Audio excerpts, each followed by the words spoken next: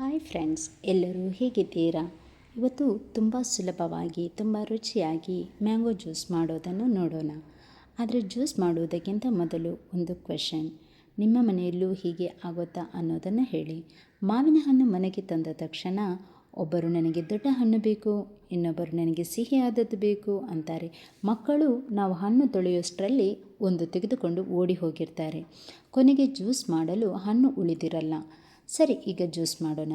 ಮೊದಲು ಮಾವಿನ ಹಣ್ಣನ್ನು ಚೆನ್ನಾಗಿ ತೊಳೆದು ಸಿಪ್ಪೆ ತೆಗೆದು ತುಂಡುಗಳನ್ನಾಗಿ ಮಾಡಿ ಮಿಕ್ಸಿ ಜಾರಿಗೆ ಹಾಕಿ ಅದಕ್ಕೆ ತಣ್ಣನೆಯ ಹಾಲು, ರುಚಿಗೆ ತಕ್ಕಷ್ಟು ಸಕ್ಕರೆ ಮತ್ತು ಐಸ್ ಕ್ಯೂಬನ್ನು ಹಾಕಿ ಇದನ್ನೆಲ್ಲ ಚೆನ್ನಾಗಿ ಬ್ಲೆಂಡ್ ಮಾಡಿ.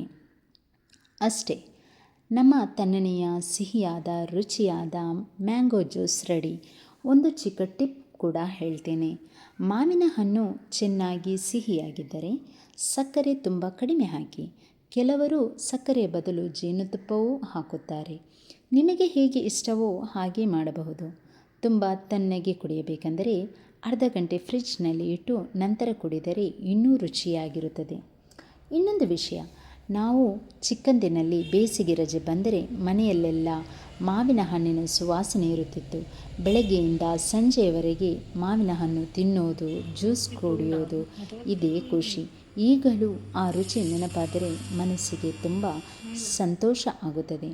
ಮನೆಯಲ್ಲೇ ಮಾಡುವ ಜ್ಯೂಸ್ಗೆ ಆ ಪ್ರೀತಿಯ ರುಚಿಯೂ ಸೇರಿರುತ್ತದೆ.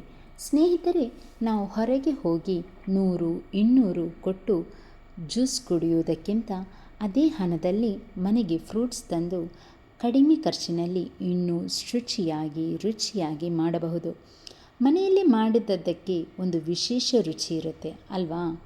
ಮಾವಿನ ಹಣ್ಣಿನಲ್ಲಿ ವಿಟಮಿನ್ ಎ ಮತ್ತು ವಿಟಮಿನ್ ಸಿ ಇವೆ.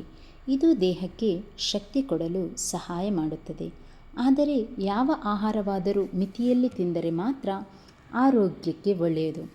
ಇನ್ನೊಂದು ಫನ್ನಿ ವಿಷಯ, ಜ್ಯೂಸ್ ಮಾಡಿ ಮೊದಲು ಒಂದು ಫೋಟೋ ತೆಗೆದುಕೊಳ್ಳೋಣ ಅಂತ ಗ್ಲಾಸ್ನಲ್ಲಿ ಜ್ಯೂಸ್ ತಂದಿಟ್ಟರೆ ಮನೆಯಲ್ಲಿರುವ ಯಾರಾದರೂ ಬಂದು ಒಂದು ಸಿಪ್ಪು ಅಂತ ಹೇಳಿ ನಾವು ತಿರುಗಿ ನೋಡುವಷ್ಟರಲ್ಲಿ ಗ್ಲಾಸ್ ಖಾಲಿ ಮಾಡಿರ್ತಾರೆ.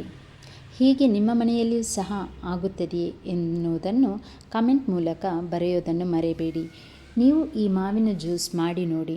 ನಿಮ್ಮ ಮನೆಯಲ್ಲಿ ಮೊದಲು ಯಾರು ಜ್ಯೂಸ್ ಕುಡಿಯುತ್ತಾರೆ ಅನ್ನೋದನ್ನು ಕಾಮೆಂಟ್ನಲ್ಲಿ ತಿಳಿಸೋದು ಮಾತ್ರ ಮರೆಯಬೇಡಿ.